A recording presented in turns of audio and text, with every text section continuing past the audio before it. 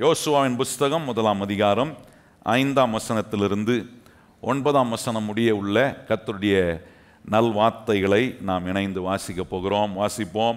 நீ உயிரோடு இருக்கும் நாளெல்லாம் ஒருவனும் உனக்கு முன்பாக எதிர்த்து நிற்பதில்லை. நான் மோசேவோடு இருந்தது போல உன்னோடும் இருப்பேன். நான் உன்னை விட்டு விலகுவதும் இல்லை, உன்னை கைவிடுவதும் இல்லை. பலன் கொண்டு திடமனதாயிரு. இந்த ஜனத்தின் பிதாக்களுக்கு நான் கொடுப்பேன் என்று ஆணையிட்ட தேசத்தை நீ அவர்களுக்கு பங்கிடுவாய். என் தாசனாகிய மோசே உனக்கு கற்பித்த நியாய பிரமாணத்தின்படியெல்லாம் செய்ய கவனமாய் இருக்க மாத்திரம் மிகவும் பலன் கொண்டு திடமனதாயிரு. நீ போகும் இடம் எல்லாம் புத்திமானாய் நடந்து கொள்ளும்படி அதை விட்டு வலது இடது புறம் விலகாதிருப்பாயாக. இந்த நியாயப்பிரமாண புஸ்தகம் உன் வாயை விட்டு பிரியாதிருப்பதாக. இதில் எழுதியிருக்கிறவைகளின்படி எல்லாம் நீ செய்ய கவனமாய் இருக்கும்படி இரவும் பகலும் அதை தியானித்து கொண்டு இருப்பாயாக. அப்பொழுது நீ உன் வழியை வாய்க்க பண்ணுவாய், அப்பொழுது புத்திமானாயும் நடந்து கொள்வாய். நான் உனக்கு கட்டளையிடவில்லையா? பலன் கொண்டு திடமனதாயிரு, திகையாதே, கலங்காதே. நீ போகும் இடம் எல்லாம் உன் தேவனாகிய கர்த்தர் உன்னோடே இருக்கிறார் என்றார். நம்முடைய வாழ்க்கைக்குள் வர வேண்டிய வெற்றி எப்படிப்பட்டதா இருக்கணும்னா, தேவன் நமக்கு கொடுக்கிற ஒரு வெற்றியாக, தேவனுடைய சத்திய வசனத்தை புரிந்து கொள்வதனால் வருகிற வெற்றியாக இருக்குமானால் அது நம்முடைய வாழ்க்கைக்குள்ள ஒரு நல்ல ஒரு வெற்றியை நமக்கு சுகந்தரிக்க உதவி செய்யக்கூடிய ஒரு காரியமாக இருக்கும். அப்போ இந்த தேவனுடைய வார்த்தையும் தேவனும் தான் ஒரு மனுஷனை வெற்றி உள்ளவனாய் மாற்றுகிறார். அப்போ இந்த தேவன் வெற்றியை கொடுப்பதுக்கு ஒவ்வொரு மனுஷனுக்கும் ஆண்டவர் இந்த வசனத்தை உபயோகப்படுத்தி, இந்த வசனத்தை ஒரு மனுஷனுக்கு புரிய வைத்து, அவனுக்கு அந்த வசனத்தை புரிய வைத்து அவனை புத்திமானாக்கி, புத்தி உள்ள ஒரு மனுஷனா கர்த்தர் நம்மளை மாற்றி நம்முடைய வாழ்க்கைக்குள்ளே அவர் வெற்றியை கொண்டு வருகிறார். ஏன் அவர் கொண்டு வர்றாருன்னா, இப்போ அவருடைய வசனத்தை நான் புரிந்து கொள்கிறேன், இந்த வசனம் எனக்கு வாழ்க்கைக்கான படிப்பினைய ஆவியானவர் மூலமாக எனக்கு கற்றுக் கொடுக்கிறார். ஒரு போதகரை உபயோகப்படுத்தி போதித்து இந்த வசனத்தை எனக்கு புரிய வைத்து ஆவியானவர் சொல்லி கொடுக்கிறத விளங்கி கொள்ளும் போது அது என்னுடைய வாழ்க்கைக்குள்ள தேவன் உண்டு பண்ணுகிற நல்ல வெற்றியையும் உண்டாக்குறது. நல்ல வெற்றி என்று ஒரு மனுஷன் தன் வாழ்க்கையில் அனுபவிப்பானா அந்த வெற்றி அவனை கண்டிப்பாக ஒரு புத்தினமான மனுஷனாக வாழ வைக்காது, அவனை ஒரு புத்தி உள்ள ஒரு மனுஷனாக கர்த்தர் வாழ பண்ணுகிறார். அப்போ கவனிச்சு பாருங்க, இந்த புத்தி என்ன செய்யுது, இந்த அண்டர்ஸ்டாண்டிங் என்ன பண்ணுது அப்படின்னா, இந்த அண்டர்ஸ்டாண்டிங் ஒரு காரியத்தை செய்ய, இந்த அண்டர்ஸ்டாண்டிங் கடவுளுடைய வார்த்தையினால் வருது. புத்தி, ஒரு மனுஷனுக்கு புத்தி எப்போ வருதுன்னா, அந்த வசனத்தை கேட்க கேட்க, வாசிக்க வாசிக்க, தியானிக்க தியானிக்க, இதை புரிந்து கொள்ள, இதில் சொல்லியிருக்கிறபடியெல்லாம் செய்ய அவன் கவனமாக இருக்கும்போது தேவன் சொல்கிறார் அவன் புத்திமானாய் அவன் மாறுறான். அப்படின்னா அவனுக்கு ஒரு அண்டர்ஸ்டாண்டிங் ஆன ஒரு ஹார்ட் உண்டாகுதுன்றார். அண்டர்ஸ்டாண்டிங் தான் கீ. பாருங்க, நம்முடைய வாழ்க்கையில் ரொம்ப திறவுகோலான ஒன்று. எந்த அளவுக்கு கடவுள் சொல்கிறத புரிந்து கொள்கிறனோ அந்த அளவுக்கு நான் என் வாழ்க்கையில் எல்லா விதத்திலும் நான் மேன்மை அடைகிற ஒரு நிலைக்கு வருகிறேன். நிறைய கிறிஸ்தவர்கள் கடவுள் சொல்றதை புரிந்து கொள்ளாததுனால தான் வாழ்க்கையில் உயர முடியல, இருக்கிற நிலையிலேயே இருக்கிறாங்க, அல்லது புரிந்து கொள்ளாமலே போகும்போது இருக்கிற நிலையிலிருந்து இன்னும் பின்னடைகிற ஒரு நிலைக்கு போய் விடுகிறார்கள்.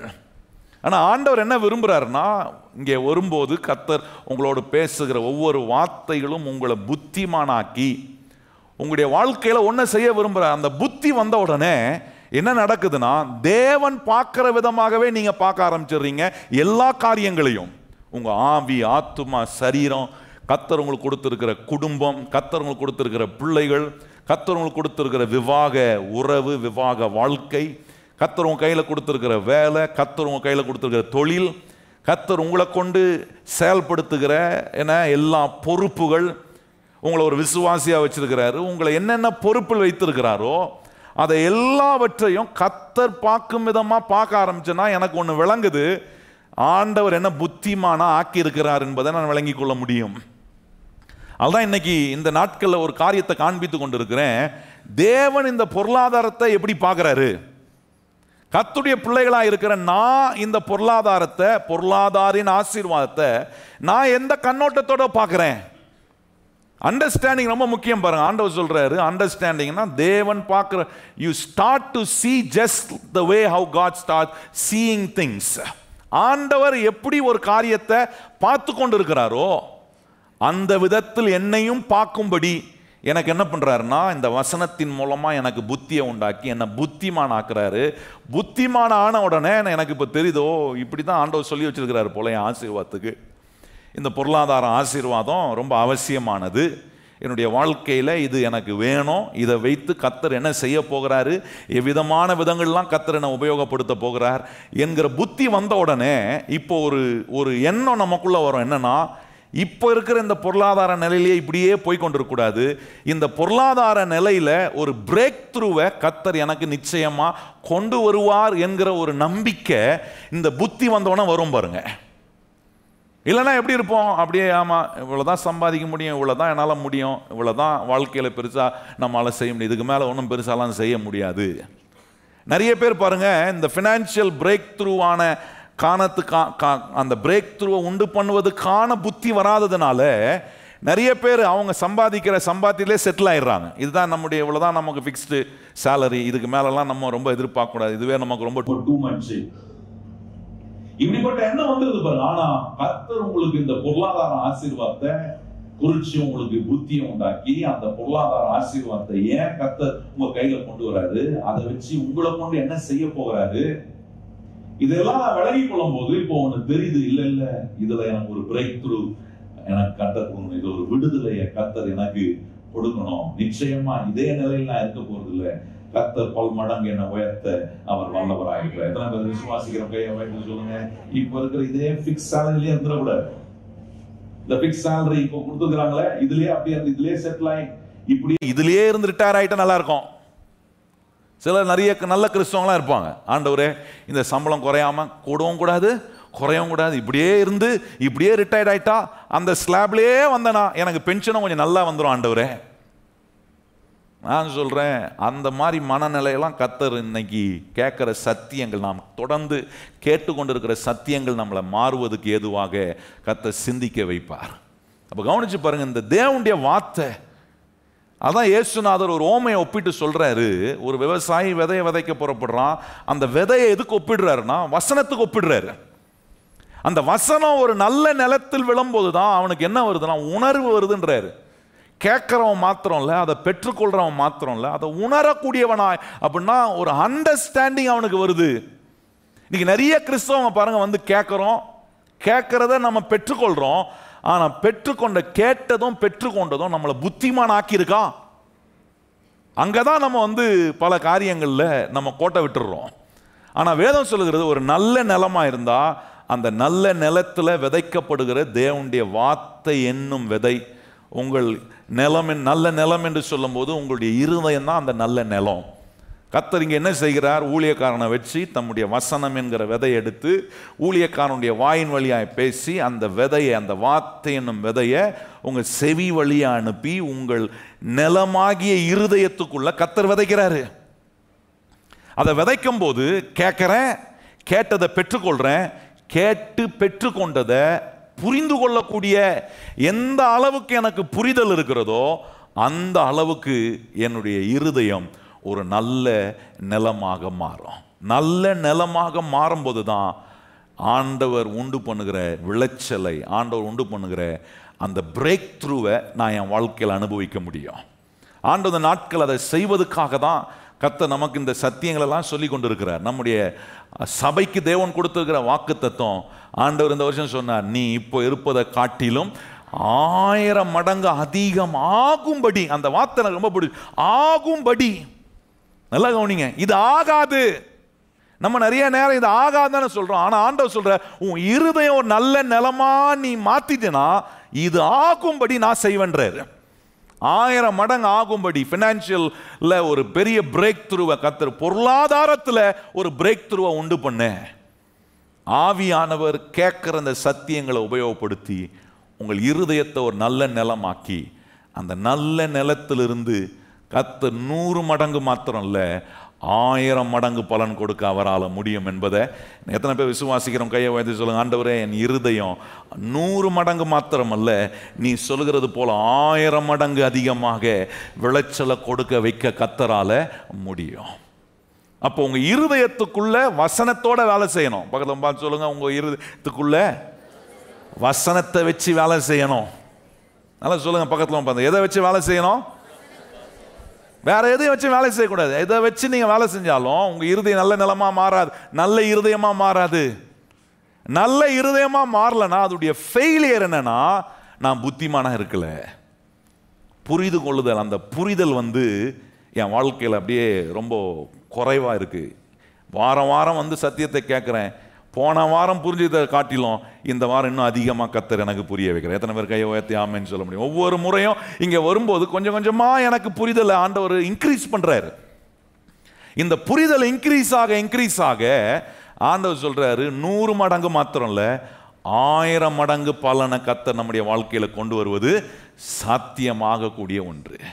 அப்போ கவனிச்சு பாருங்க, ஆண்டவர் தான் பொருள்படுத்தி சொல்கிறாரு, நல்ல நிலமாக நம்முடைய இருதயம் மாறும்போது இந்த இருதயத்துக்குள்ள வசனத்தை வச்சு நான் வேலை செய்வேனா, அந்த விதையை ஆண்டவர் எப்படி வசனத்துக்கு ஒப்பிடுறாரோ, அந்த நிலத்தை எப்படி ஆண்டவர் நம்முடைய இருதயத்துக்கு ஒப்பிடுகிறாரோ, அது போல கேட்குற வசனம் நம்முடைய இருதயமாகிய நிலத்துக்குள்ள ஒரு விதையை போல அது விதைக்கப்படும் போது, அந்த புரிதல் நமக்கு உண்டாகும் போது அற்புதமான விளைச்சலை கர்த்தர் நமக்கு உண்டாக்க முடியும். அதனால தான் ஆண்டவர் சொல்றாரு, நம்முடைய இருதயம் உற்பத்தி செய்கிற ஒரு இடமா இருக்கிறது. கையை வச்சு சொல்லுங்க, கர்த்தர் எனக்கு கொடுத்திருக்கிற இருதயம் எப்படிப்பட்ட இருதயமா இருக்கு? உற்பத்தியை உண்டு பண்ணுகிற ஒரு இடமா இருக்கு. It's a production centre. தெரியுமா உங்களுக்கு? உங்க இருதயம் ஒரு ப்ரொடக்ஷன் சென்டர் மாதிரி. என்னைக்காவது ஒரு ப்ரொடக்ஷன் சென்டர் போய் பார்த்துருக்கீங்களா? ஒரு ஃபேக்டரியில் ப்ரொடக்ஷன் சென்டர்னு ஒன்று இருக்கும். அங்கே போய் பாருங்க, ப்ரொடக்ஷன் உண்டாயிட்டே இருக்கும், அந்த ப்ராசஸ் நடந்து கொண்டே இருக்கும். ஆண்டவர் சொல்ல, அது போல ஒவ்வொரு வாரமும் உட்காந்து வசனத்தை கேட்டு அந்த வசனத்தை புரிந்து கொள்ள உங்க இருதயம் எப்படி மாறிதுன்னா, ஒரு ப்ரொடக்ஷன் சென்டர் மாதிரி ப்ராடக்ட் வந்துகிட்டே இருக்கும். ஒரு ப்ரொடக்ஷன் சென்டருக்குள்ள, ஒரு மேனுஃபேக்சரிங் கம்பெனிக்குள்ள போய் ஒரு ப்ரொடக்ஷன் செக்ஷன் இருக்கும். அந்த ப்ரொடக்ஷன் செக்ஷன்ல போனீங்கன்னா அது என்ன பார்க்க முடியும்னா, ஒரு எல்லா பார்ட்ஸாக இருக்கிற பொருள்லாம் அங்கே அந்த ப்ரொடக்ஷன் சென்டரில் ஃபினிஷ் ப்ராடக்டாக வரும். அது போல தான் நம்முடைய இருதயம் பல காரியங்கள் உள்ள போகிற எல்லாமே எனக்கு ஒரு நல்ல விஷயத்தை, நல்ல தேவனுடைய சத்தியமாக உள்ள போகணும். நான் சொல்கிறேன், அதை புரிந்து கொள்ளக்கூடிய ஒரு நிலையில் கர்த்தர் வச்சிருப்பாருன்னா, என் இருதயத்தை கர்த்தர் உற்பத்தி செய்கிற இடமா. உங்கள் வாழ்க்கைக்கு என்ன உற்பத்தி உண்டாக வேண்டும்? என்ன? சமாதானத்தை உற்பத்தி செய்யும், சந்தோஷத்தை உற்பத்தி செய்யும், சுகத்தை உற்பத்தி செய்யும். இந்த உற்பத்தியை செய்கிற இடமா கர்த்தர் உங்க இருதயத்தை வச்சிருக்கிறார்னா, அந்த இருதயம் எப்படி நல்ல நிலமா மாறுதுன்னா, வசனம் உள்ள போனாதான் நல்ல நிலமா மாறும். பக்கத்துல பார்த்து, உங்க இருதயத்துக்குள்ள வசனம் உள்ள போனாதான் உங்க இருதயம் நல்ல இருதயமா மாறும். நல்லா சொல்லுங்க, உங்க இருதயத்துக்குள்ள வசனம் உள்ள போனா உங்க இருதயம் என்னவா மாறிடும்? எல்லாரும் உங்க இருதயத்து மேல கையை வச்சு சொல்லுங்க, என் இருதயம் ஒரு நல்ல இருதயம். நல்லா சொல்லுங்க. என்ன பாஸ்டர், என்ன என் இருதயம் ஒரு மாதிரி படப்படன்னு அடிக்கும்? அதெல்லாம் அடிக்கும். ஆனால் வசனத்தை கேட்குற நல்ல இருதயம் சொல்லுங்க, என் இருதயம் எப்படிப்பட்ட இருதயம்? வசனத்தை கேட்குற நல்ல இருதயம். என் இருதயத்துக்குள்ள இயேசு தங்குற இருதயமா இருக்கு. எத்தனை பேர் எப்படி சொல்லுங்க, என் இருதயத்துக்குள்ள யாருக்கிறா? இயேசு தங்குற இருதயம். என் இருதயம் எல்லா விதமான உற்பத்தியை செய்கிற இடமா இருக்கு. அதனால என் இருதயத்தின் மூலமா நான் மெகா ஹார்வெஸ்ட் அப்படின்னா ஒரு கணக்கிட முடியாத ஒரு விளைச்சலை கர்த்தர் இந்த இருதயத்திலிருந்து உற்பத்தி செய்ய முடியும். ஆண்டவர் சொல்றாரு, இந்த புத்தியை நமக்கு உண்டாக்குறாரு. இந்த பொருளாதாரத்தில் ஒரு பிரேக் த்ரூவை, ஒரு விடுதலையை நம்ம பார்க்கணும்னா இதே நிலையிலே இப்படியே இருக்கணும் அப்படின்னு இருக்கிறவர்களை தவிர, இல்லை ஆண்டவரே, இன்னும் நான் மேலே என்ன நிலைக்கு வரணும், இன்னும் கர்த்தர் என்ன உயர்த்தணும், இன்னும் ஆண்டவரே போதுமானதுக்கும் அதிகமான விதத்தில் கர்த்தர் என் தேவைகளெல்லாம் சந்திப்பதுக்கு ஆண்டவரே இந்த சத்தியங்கள்லாம் எனக்கு வேலை செய்யணும் அப்படின்னு இருக்கிறவர்களுக்கு ஆண்டவர் என்ன செய்கிறாருன்னா, இந்த இருதயத்தை ஒரு நல்ல இருதயமாக மாற்றி காட்டுறாரு. எப்படி இந்த பொருளாதார பிரேக் த்ரூவை கர்த்தர் கொண்டு வராரு? ஒரு சில காரியங்கள் நம்ம கவனித்து கொண்டிருக்கோம். அதில் ஒன்று ஆண்டவர் சொல்கிறாரு, எப்படி ஆண்டவர் நீதிமொழிகள் 13ஆம் அதிகாரம் 22ஆம் வசனத்தில் கவனிக்கிறோம். ஆண்டவர் சொல்கிறாரு என்ன, பாவிகளுடைய ஆஸ்தியை எடுத்து நீதிமானு கையில் கொடுக்குறாரு, நீதிமானுக்காக சேர்த்து வைக்கப்பட்டிருக்குதுன்றாரு. அப்போ கவனிச்சு பாருங்க, நான் போன வாரம் உங்களுக்கு காண்பித்தேன் 5 காரணங்களை காண்பித்தேன். இது நியாயமானது தான். கர்த்தர் துன்மார்க்கம் கையில் இருக்கிற ஆஸ்தி எடுத்து நீதிமான் கையில கொடுக்கிறார். ஏன் நீதிமான் கையில கொடுக்கிறார்னா, நீதிமானுடைய இருதயம் நல்ல இருதயமா இருக்கும். நீதிமானுடைய இருதயம் புரிந்து கொள்ளக்கூடிய இருதயமா இருக்கும். நீதிமானுடைய இருதயம் கர்த்தருடைய சித்தத்தை செய்கிற இருதயமா இருக்கும்.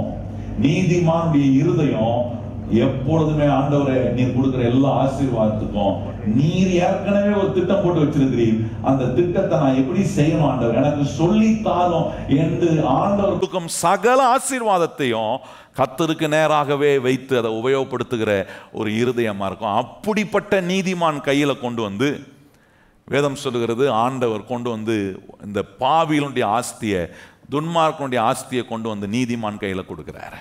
அப்ப கவனிச்சு பாருங்க, அந்த 5 காரணங்களை கவனிச்சோம். ஆனா இன்னைக்கு இன்னொரு காரியத்தை உங்களுக்கு காண்பிக்க விரும்புறேன். ஏன் கர்த்தர் கொண்டு வந்து நீதிமான் கையில கொடுக்கிறாரு, ரொம்ப முக்கியம் பாருங்க. 5 காரணங்களை கவனிச்சோம். ஏன் துன்மார்க்க கையில இருந்து, பாவியுடைய கையில இருந்து ஆண்டவர் எடுத்து நீதிமானுக்கு ஏன் கொடுக்கிறாருன்றத கவனிச்சோம். அது நியாயமான விதம். 5 காரணங்களை போன வாரம் காமிச்சா அதை புரிந்து கொண்டீங்கன்னா உங்களுக்கு தெரியும், கர்த்தர் அநீதி உள்ளவர் அல்ல, நான் ஆராதிக்கிற கர்த்தர் நீதிபரராய் அவருக்கு அவர் செய்யறதெல்லாம் நீதியானதா இருக்கும்.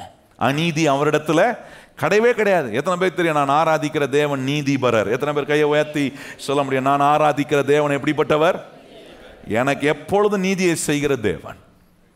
இப்ப நம்ம கவனிக்க வேண்டிய ஒரு காரியம், ஏன் கர்த்தர் என்கிட்ட கொடுக்கிறாரு?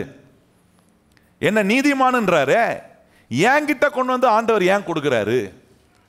இதை விளங்கி கொண்டாதான் எப்படி கர்த்தர் நம்முடைய பொருளாதாரத்தில் ஒரு பிரேக் த்ரூவை, ஒரு விடுதலையை கர்த்தர் கொடுக்கிறார். என்கிட்ட கொடுக்குறாருன்னா நீங்கள் நினச்சிக்கூடாது ஆண்டவர் வந்து அப்படியே வானத்திலேருந்து பொத்து பொத்துன்னு 100 ரூபாய் கட்டும், 200 ரூபாய் கட்டும், 500 ரூபாய் கட்டையும் நேராக சர்ன்னு போடுவார், அப்படியே பிடிச்சிக்கணும்னு நினைக்கக்கூடாது. கிடையாது. ஆண்டவர் சொல்கிறாரு என்கிட்ட ஏன் கொண்டு வந்து கொடுக்குறாருன்னா, ஆண்டவர் சொல்ல ஏற்கனவே எவனோ மூட்டை கட்டி ஒருத்தன் உட்காந்துட்டு இருக்கிறான், அவங்ககிட்ட இருக்கிறது பிரயோஜனம் இல்லை, அவன்கிட்ட அவன் சம்பாதித்ததெல்லாம் அநியாயமான வட்டினாலும் அநியாயமான விதங்களில் அவன் சம்பாதித்திருக்கிறதுனால கர்த்தர் சொல்றார், அதை அவன் கையிலேருந்து எடுத்து நான் நீதிமான் கைக்கு கொண்டு வரேன். நல்லா கவனிங்கள்.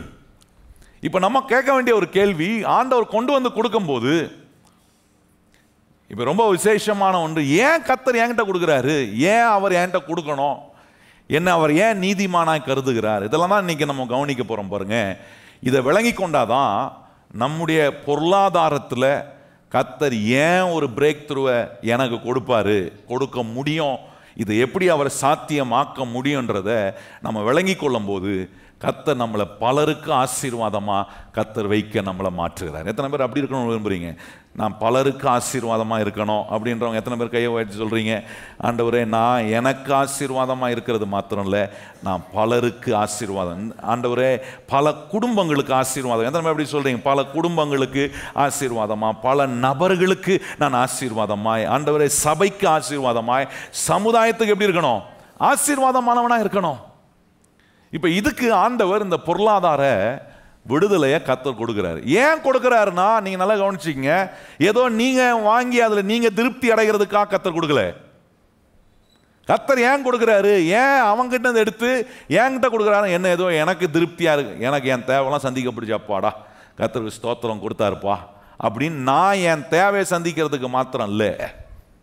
அல்ல சிலர் சொல்லுவாங்க எனக்கு ஒன்றும் தேவையில்லைங்க, எனக்கு இருக்கிறதே போதுங்க அப்படின்னு சொல்ற மக்களும் இன்னைக்கு இருக்கிறாங்க. ஆனால் ஆண்டவர் ஏன் துன்மார்க்கம் கையில் இருக்கிற, பாவி கையில் இருக்கிற ஆஸ்தி எடுத்து நீதிமானாக இருக்கிற என்கிட்ட, எத்தனை பேர் இங்கே இருக்கிறவங்க உங்களுக்கு தெரியும் கர்த்தர் என்ன நீதிமான் ஆக்கி இருக்கிறாருன்றவங்க எத்தனை பேர் விசுவாசிக்கிறீங்க? கர்த்தர் என்ன அவர் நீதிமானாய் மாற்றி. அப்போ ஆண்டவர் சொல்கிறார், அந்த நீதிமானாக இருக்கிற உங்ககிட்ட கொண்டு வந்து என்ன பண்ணுறேன், பாவியின் ஆஸ்தி எடுத்து வந்து நான் அவன்கிட்ட கொடுக்குறேன். ஏன் கொடுக்குறாருன்னா, ஆண்டவர் சொல்ற கொடுக்கும் போது ஆண்டவர் ஒன்று ஞாபகப்படுத்துறாரு, நான் என் அளவின்படி உனக்கு கொடுக்குறேன், உன் அளவின்படி அல்ல. ஏன்னா நம்ம அளவுலாம் பாருங்க ரொம்ப குறுகிய ஒரு அளவு, நம்ம ப்ரொபோஷனேட்லாம் வந்து ரொம்ப சின்ன நம்ம குடும்பத்துக்கு, நம்ம வட்டாரத்துக்கு, நம்மளை சார்ந்தவங்களுக்கு அது மாத்திரம் இருந்தால் போதும். நம்ம ஏன்னா நம்ம யோசனை அவ்வளோதான் இருக்கு பாருங்க. இந்த கிணத்து தவளை மாதிரி தான் யோசிப்போம் நம்ம. அதுக்குள்ளேயே இது அப்படியே அந்த வட்டத்துக்குள்ளேயே யோசிக்கிறது தான். அந்த அவுட் ஆஃப் பாக்ஸ் அந்த திங்கிங் நமக்கு வருவதே இல்லை. அதுதான் ஆண்டவர் சொல்றாரு, நான் கொண்டு வந்து கொடுக்கும்போது ஏதோ உன் தேவை சந்திக்கப்படுறதுக்காக மாத்திரம் கொடுக்குற தேவன் அல்ல. அல்லது உன்னை சுற்றி இருக்கிறவங்க அப்படியே கொஞ்சம் பேர் நீ உன் மனசில் போட்டு வச்சுருக்கிற பாரு, உன் குடும்பம், உன்னை சுற்றி இருக்கிற குடும்பம், உன்னை சுற்றி இருக்கிற மக்கள், இந்த ஒரு சின்ன வட்டாரத்துக்கு மாத்திரம் இல்லை. ஆண்டவர் சொல்கிறாரு, நான் கொடுக்கும் அளவில் என்னுடைய ப்ரொபோர்ஷனேட்டில் நான் உங்கள்கிட்ட கொடுக்குறேன். ஏன்னா உன்னை நான் ஆசீர்வதித்து உன்னை அநேகருக்கு ஆசீர்வாதமாக ஆக்குவதற்காக கர்த்தர் எப்படி கொடுக்குறாரா? அவரின் அளவின்படி. கையை வச்சு சொல்லுங்க, கர்த்தர் எனக்கு எப்படி கொடுக்குறாரு? அவருடைய அளவை நீங்கள் அளவு போட முடியுமா? நான் கேட்குறேன், அவருடைய அளவை நீங்கள் அளவு, உங்கள் அளவு வேணால் நீங்கள் அளவு போடலாம். எனக்கு இவ்வளோதான் திறமை, இவ்வளோதான் சம்பாதிக்க முடியும், இவ்வளோதான் வருமானம் வருது, நான் எனக்கு ஒரு அளவு போடலாம். ஆனால் ஆண்டவர் சொல்கிறாரு, நான் உன்னை உபயோகப்படுத்தும் போது நான் எப்படி செய்ய போகிறேன்னா என் அளவின்படி என்னுடைய ப்ரொபோர்ஷனேட்டில் உனக்கு நான் கொடுக்க போகிறேன். அப்படி வரும்போது தான், நல்லா கவனிங்க, உங்களுடைய வாழ்க்கையில் பொருளாதாரத்தில் ஒரு பிரேக் த்ரூவை நீங்கள் பார்க்க முடியும். இப்போ நம்ம கவனிப்போம், ஏன் கர்த்தர் என்கிட்ட கொடுக்குறாரு அப்படின்றத கொஞ்சம் கவனிப்போமா? உபாகமம் 8ஆம் அதிகாரம் வாங்க. உபாகமம் 8ஆம் அதிகாரத்தில் ஆண்டவர் இப்போ நம்ம காட்டுறாரு, ஏன் என்கிட்ட கொண்டு வந்து ஆண்டவர் இதை கொடுக்குறாரு. இதை நம்ம அறிந்து கொள்ளணும் பாருங்க. இன்னைக்கு இது ரொம்ப விசேஷமான காரியம். இதை புரிஞ்சிக்கலன்னா நமக்கு ஆண்டவர் ஏன் துன்மார்க்கனுடைய ஆஸ்தி எடுத்து நீதிமானா இருக்கிற என்கிட்ட கொடுக்குறாருன்றது விளங்கவே விளங்காது. அது விளங்காதனால எனக்கு வரவும் வராது. இப்படிப்பட்ட ஒரு பொருளாதாரத்தில் ஒரு பிரேக் த்ரூவை, ஒரு விடுதலையை நான் காண முடியாமல் போயிடுறேன். கவனிச்சு பாருங்க, இங்கே உபாகமம் 8ஆம் அதிகாரம் 18ஆம் வசனத்தில் ஆண்டவர் சொல்கிற சில காரியங்களை உங்களுக்கு நான் காண்பிக்க விரும்புகிறேன். வாசிப்போமா இணைந்து? 18ஆம் வசனம் சொல்லியிருக்கிறது, உன் தேவன் ஆகிய கர்த்தரை நினைப்பாயாக, அவரே உன் பிதாக்களுக்கு ஆணையிட்டு கொடுத்த தம்முடைய உடன்படிக்கையை உறுதிப்படுத்தும்படி இந்நாளில் உனக்கு உண்டாயிருக்கிறது போல ஐஸ்வர்யத்தை சம்பாதிக்கிறதுக்கான பலனை உனக்கு. நல்லா கவனிங்க, என்ன செய்யறாரு, ஏன் கொடுக்கிறாருன்னா அங்க ஒரு காரணம் சொல்லப்பட்டிருக்கு. அந்த காரணம் என்னன்னா, ஆண்டவர் ஐஸ்வர்யத்தை சம்பாதிப்பதுக்கான பலனை கொடுக்கிறாரா. நல்லா கவனிக்கணும். இப்ப இன்னொரு கேள்வி கேட்கணும், ஏன் அந்த ஐஸ்வர்யத்தை சம்பாதிக்கிறது கர்த்தர் எனக்கு பலன் கொடுக்கணும்? ஏன் கொடுக்கிறாருன்னா அதுக்கு பதில் அங்கேயே இருக்கு. ஆண்டவர் சொல்றாரு, நான் உன் முற்பிதாக்களுக்கு செய்த உடன்படிக்கையை நிறைவேற்றும்படி. அப்ப கவனிச்சு பாருங்க, கர்த்தர் நம்ம கையில ஆசீர்வாதத்தை கொண்டு வந்து கொடுக்கிறார். ஏன் அப்படின்னா சம்பாதிக்கிறதுக்கு மாத்திரம் பலன் கொடுக்கிறவர் அல்ல. அதை ஏன் கொண்டு வந்து என்கிட்ட கொடுக்கிறாருன்னா, ஆண்டவர் சொல்றார், நான் ஏற்கனவே ஒரு உடன்படிக்கை செஞ்சிருக்கிறேன். பக்கத்தில் பார்த்து சொல்லுங்க, உங்களுக்காகவும் எனக்காகவும் கர்த்தர் ஏற்கனவே ஒரு உடன்படிக்கை செய்திருக்கிறார். நல்லா சொல்லணும், பக்கத்தில் பார்த்து, உங்களுக்காகவும் எனக்காகவும் கர்த்தர் ஏற்கனவே உடன்படிக்கை செய்து வச்சிருக்கிறார். அதனால தான் என்ன பண்றாரு, ஆண்டவர் துன்மார்க்கம் கையில் இருக்கிற, பாவின் கையில் இருக்கிற ஆஸ்தியை கொண்டு வந்து நீதிமானா இருக்க நம்ம கையில் கொடுக்குறாரு. இப்ப கவனிச்சு பாருங்க, உடன்படிக்கைன்னு சொல்லும் போது உடன்படிக்கையில் 2 விதம் இருக்கு. ஒன்று உடன்படிக்கையின் ஆசீர்வாதம் இருக்கு, இன்னொன்று உடன்படிக்கையை மாத்திரம் நோக்கி பார்க்கிற ஒரு நிலை இருக்கு. நிறைய நேரம் பாருங்க, நம்ம இந்த உடன்படிக்கையின் ஆசீர்வாதத்தை தான் ரொம்ப முக்கியப்படுத்துறோம். ஆனா தேவன் உடன்படிக்கை செய்திருக்கிறாரே, அது மேல நம்ம கவனத்தை ரொம்ப நம்ம வைக்கிறது இல்லை. பாருங்க, அந்த உடன்படிக்கையில் என்ன ஆசீர்வாதம் வருது அதை பார்க்கிறோம். ஆனா நம்மோட ஒரு உடன்படிக்கை கர்த்தர் செஞ்சிருக்கிறாரு, அந்த உடன்படிக்கை எவ்வளவு விலையேற பெற்றது என்பதை கவனிக்கிறது இல்லை. இந்த உடன்படிக்கையில் உண்டாகிற ஆசீர்வாதத்தை குறித்து நீங்க கவனிச்சு பாருங்க. உபாகமம் 28ஆம் அதிகாரத்தில் முதல் 14 வசனங்களும் இந்த உடன்படிக்கையினால் வருகிற ஆசீர்வாதத்தை சொல்லுகிறது. உன்னுடைய மாவு பிசையும் தொட்டி எப்படி இருக்கும், உன்னுடைய மந்தை எப்படி இருக்கும், உன் கையின் கிரியைகள் எப்படி இருக்கும். ஏன்னா ஆண்டவர் சொல்றாரு, எப்படி நீ தேசத்துல நீ பெருகி இருப்பாய், எப்படி ஒரு வழியா வருகிற சத்துரு 7 வழியாய் குழம்பி போவான். ஆண்டவர் சொல்ற, நீ வாளாகாம தலையா இருப்ப, நீ கீழாகாம மேலா இருப்ப. ஆண்டவர் சொல்ற, நீயும் கடன் வாங்காமல் இதெல்லாம் உடன்படிக்கையினால வருகிற ஆசீர்வாதங்கள். ஆனா ஆண்டவர் இங்க முக்கியப்படுத்துறது உடன்படிக்கை. அதான் அந்த 18ஆம் வசனத்தில் கவனிச்சு நான் சொல்லியிருக்க பாருங்க. சொல்றாரு அங்கே, உன் தேவன் ஆகிய கர்த்தரை நினைப்பாயாக, அவரே, சொல்லுங்க எல்லாரும் வாயை திறந்து, அவரே உன் பிதாக்களுக்கு ஆணையிட்டு கொடுத்த தம்முடைய உடன்படிக்கையை உறுதிப்படுத்தும்படி. இங்க என்ன உறுதிப்படுத்துறாரு? உடன்படிக்கையின் ஆசீர்வாதத்தை உறுதிப்படுத்தல, உடன்படிக்கையை உறுதிப்படுத்துறாரு. உடன்படிக்கையில் ஆசீர்வாதம் இருக்கா? கண்டிப்பா இருக்கு.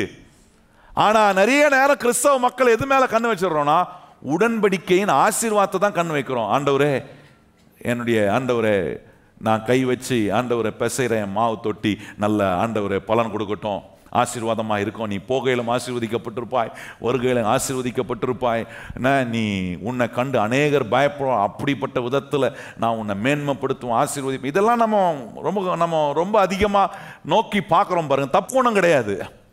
ஆனால் அதெல்லாம் அனுபவிப்பதுக்கு முன்பாக ரொம்ப முக்கியமானது கர்த்தர் சொல்கிறாரு, நான் உனக்கு உறுதிப்படுத்தின என்னுடைய உடன்படிக்கையை, உன் முற்பிதாக்களோடு நான் உறுதிப்படுத்தின உடன்படிக்கை. அப்போ கவனிச்சு பாருங்க, ஆண்டவர் இந்த உடன்படிக்கையில் ஏதோ ஒன்று இருக்கு. பக்கத்தில் இந்த உடன்படிக்கையில் ஏதோ ஒரு நன்மையை கர்த்தர் வச்சிருக்கிறார். சொல்லுங்க, பக்கத்தில் பார்த்துங்க, இந்த உடன்படிக்கையில் என்ன வச்சிருக்கிறார் கர்த்தர்?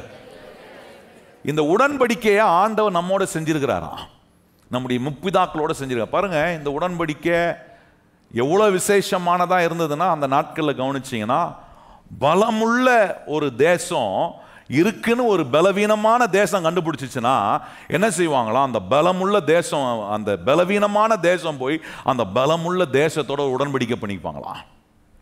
உடன்படிக்கை பண்ணிக்கிட்டாங்கன்னா அந்த சின்ன தேசமா பலவீனமாக இருக்கு பாருங்க, அந்த தேசம் அவங்கள தாக்க எந்த எதிரி வந்தாலும் அவங்க சொல்லுவாங்க, பார், நாங்கள் பலவீனமான ஆளுங்க தான், ஆனால் நாங்கள் உடன்படிக்கை பண்ணியிருக்கிறது யாரோட தெரியுமா?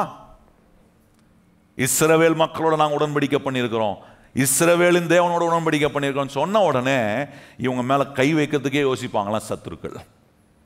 அப்போ அந்த நாட்களில் உடன்படிக்கை பாருங்க எப்படி இருந்துச்சுன்னா, ஒரு பலவீனமானவன் ஒரு பலமுள்ளவனோடு ஒரு உடன்படிக்கை செய்யும் போது அந்த பலவீனனை எவ்வளோ பலமுள்ளவர்கள் வந்து தாக்கினாலும் கொஞ்சம் அவங்க மேலே கை வைக்கிறதுக்கு யோசிக்கிறாங்க.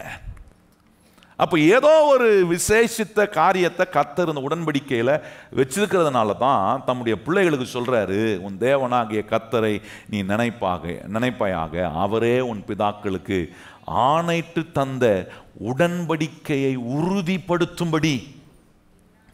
இப்போ உடன்படிக்கையை உறுதிப்படுத்தும்படினா முற்பிதாக்களோட கர்த்தர் உடன்படிக்கை செஞ்சார்னு சொல்லியிருக்கேன். இங்கே நமக்கு முற்பிதாக யார் அப்படின்னு கவனிச்சிங்கன்னா, முதல்ல கவனிக்க வேண்டிய ஒரு ஆள் யாருன்னா ஆபிரகாம். ஆபிரகாமோட தான் ஆண்டவர் உடன்படிக்கை செய்கிறார். அந்த உடன்படிக்கை செய்து ஆண்டவர் சொல்கிறார், ஆபிரகாம், நான் உன்னை எப்படிலாம் ஆசீர்வதிப்பேன், எப்படிலாம் நடத்துவேன் அப்படின்ற ஒரு காரியத்தை ஆண்டவர் ஆபிரகாமோட சொன்னதை கொஞ்சம் வாசித்து பார்ப்போமா?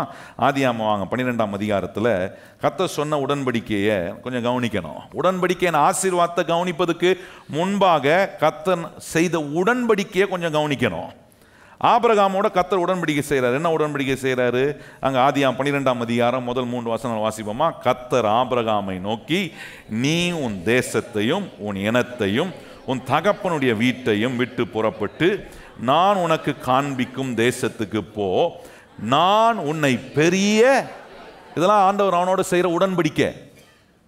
பெரிய தேவன் அவனோட உடன்படிக்கை செய்கிறார் சொல்றாரு, நான் உன்னை, அந்த வார்த்தை கவனிங்க, எத்தனை இடத்துல நான்ன்றார் பாருங்க. அந்த நான்ன்றது அவர் செய்கிற உடன்படிக்கை. இது ஆபிரகாம் ஒன்றும் போய் ஆண்டவரோட உடன்படிக்கை செஞ்சுக்கல. கர்த்தர் இவன் ஒரு பலவீனமான பாண்டம், இவன் ஒன்றும் இல்லாதவன், இவன் ஆள் அட்ரஸே இல்லாதவன், அவனை தேடி வந்து கர்த்தர் அவனோட உடன்படிக்கை செய்கிற பாருங்க. அங்கே சொல்ற, நான் உன்னை பெரிய ஜாதியாக்கி உன்னை ஆசீர்வதித்து உன் பேரை பெருமைப்படுத்துவேன், நீ ஆசீர்வாதமாய் இருப்பாய், உன்னை ஆசீர்வதிக்கிறவர்களை ஆசீர்வதிப்பேன், உன்னை சபிக்கிறவர்களை சபிப்பேன், பூமியில் உள்ள வம்சங்கள் எல்லாம் உனக்குள் ஆசீர்வதிக்கப்படும் என்றார். இங்கதான் விசேஷமே இருக்கு.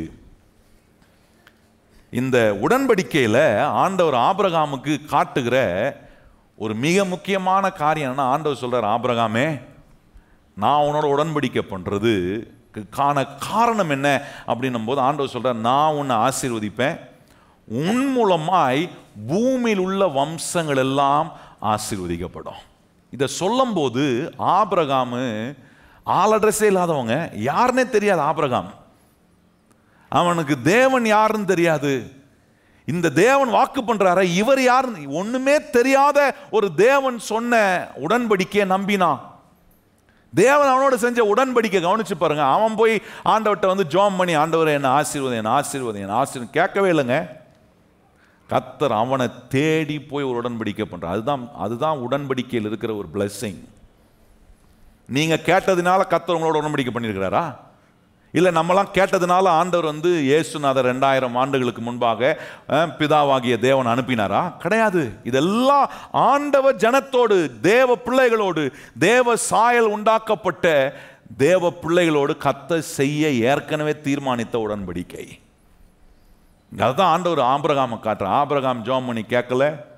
ஆபிரகாம் ஒன்றும் என்ன ஆசீர்வதியும் ஆண்டவரே, என்னை வந்து ஆண்டவர் என் தகப்பன் வீட்டை விட்டு நீர் காண்பிக்கும் இடத்துக்கு என்னை கொண்டு போயிங்க, எனக்கு பிடிக்கல, என்னை வேற தேசத்துக்கு கொண்டு போகும், நீர் செய்ய விரும்புகிறத செய்ய, எதுவுமே கேட்கல. அவனோட தேவனே உடன்படிக்கை செஞ்சார். கையை சொல்லுங்க, கர்த்தர் ஆபிரகாமோட அவர் விரும்பி உடன்படிக்கை செஞ்சார்.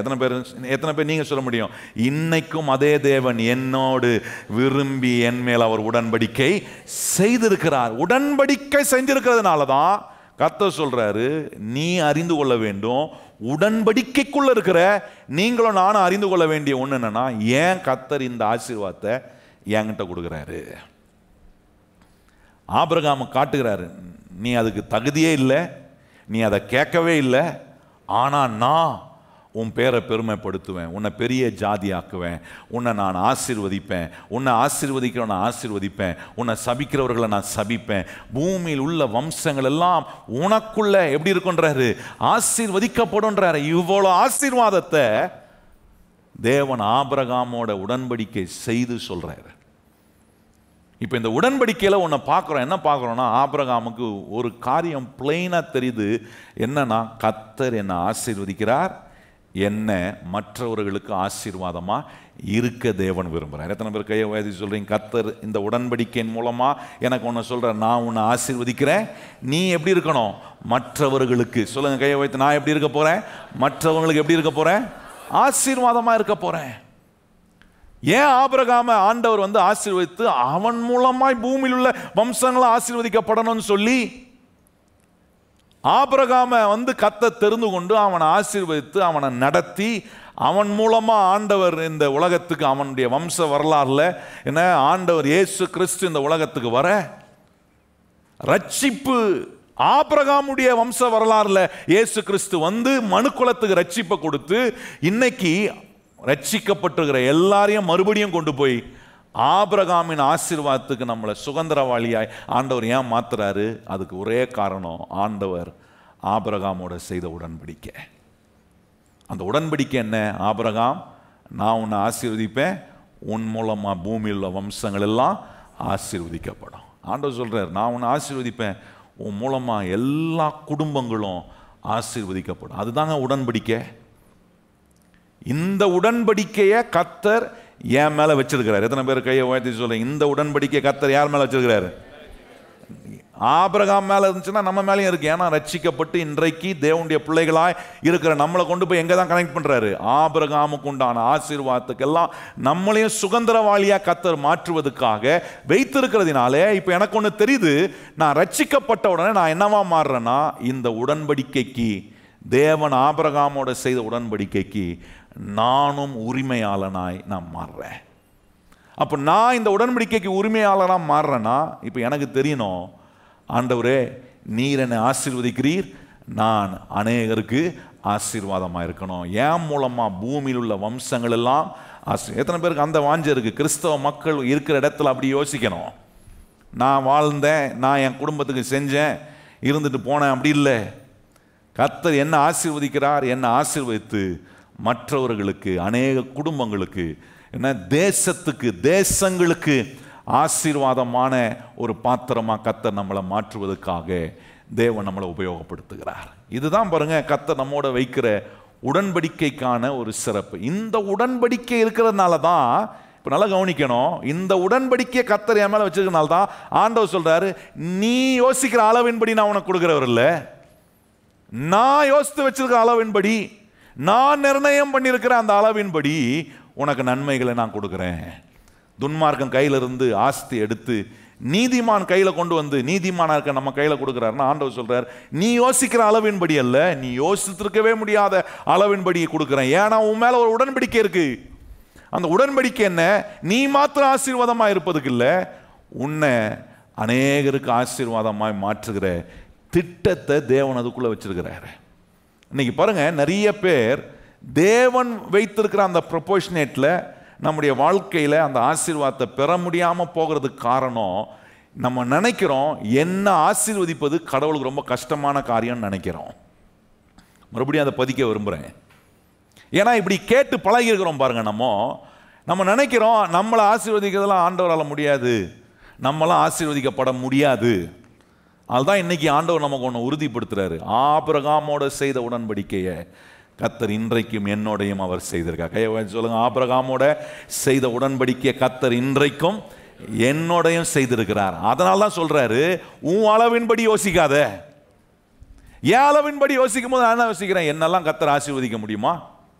என்னெல்லாம் கர்த்தர் இந்த காரியத்தில் விடுவிக்க முடியுமா? என்னெல்லாம் இந்த பிரச்சனைகள் கர்த்தர் வெளியே கொண்டு வர முடியுமா? எனக்கெல்லாம் ஒரு பொருளாதாரத்தில் ஒரு விடுதலையை, ஒரு பிரேக் த்ரூவை ஆண்டவர் கொடுக்க முடியுமா? எனக்கெல்லாம் ஆண்டவர் கொண்டு வந்து இந்த பாவியினுடைய ஆஸ்தியெல்லாம் கொண்டு வந்து நீதிமானா இருக்கிற ரட்சிக்கப்பட்டு என்கிட்ட கொண்டு வந்து கொடுப்பாரா? இதெல்லாம் எனக்கு நடக்குமா?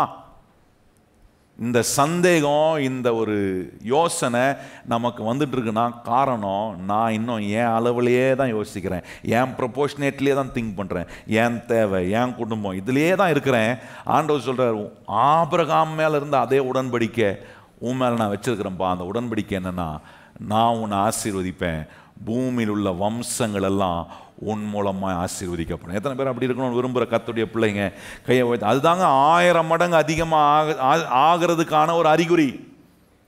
1000 மடங்கு எதுக்கு அதிகமாகணும்? நான் எனக்கு மாத்திரம், என் வட்டாரத்துக்கு மாத்திரமா? கிடையாது. பூமியில் உள்ள வம்சங்கள் எல்லாம் அப்படின்னா பூமியில் உள்ள அநேக குடும்பங்கள் கர்த்தர் நம் மூலமாக ஆசீர்வதிப்பதற்காக நம்ம மேல ஒரு உடன்படிக்கை வச்சிருக்கிறார். ரொம்ப முக்கியம் பாருங்க. நான் சின்ன பையனாக இருந்தபோது நிறைய பிரசங்கியார் வருவாங்க பாருங்க.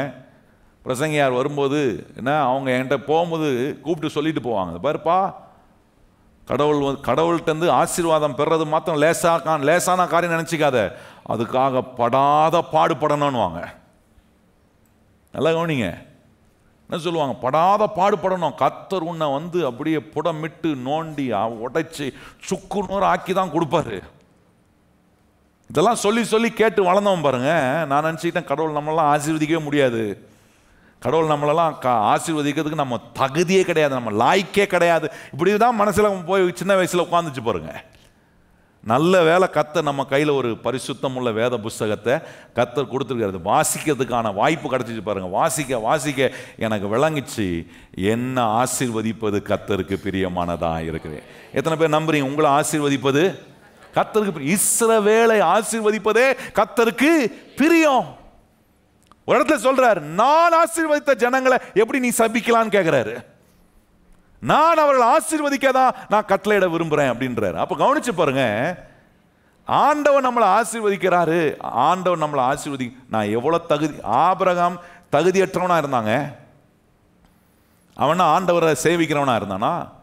என்ன, சிலைகளை உருவாக்கக்கூடிய ஒரு வேலையில் இருந்தவன், விக்கிரகங்களை வணங்கி கொண்டிருந்தவன், அவனை கர்த்தர் வேர்பிரித்து அவனை அழைத்து அவனோட உடன்படிக்கை செஞ்சு ஆண்டவர் சொல்றாரு, நான் உன்னை ஆசீர்வதிப்பேன், நான் உன்னை பெரிய ஜாதி ஆக்குவேன், நான் உன்னை ஆசீர்வதிக்கிறவங்களை ஆசீர்வதிப்பேன், உன்னை சபிக்கிறவங்களை சபிப்பேன், பூமியில் உள்ள வம்சங்கள் எல்லாம் உன் மூலமா ஆசீர்வதிக்கப்படும் என்று ஆண்டவர் ஆபிரகாமோட உடன்படிக்கை பண்ணும்போது நான் சொல்றேன், ஆபிரகாம் தகுதியற்றவன்.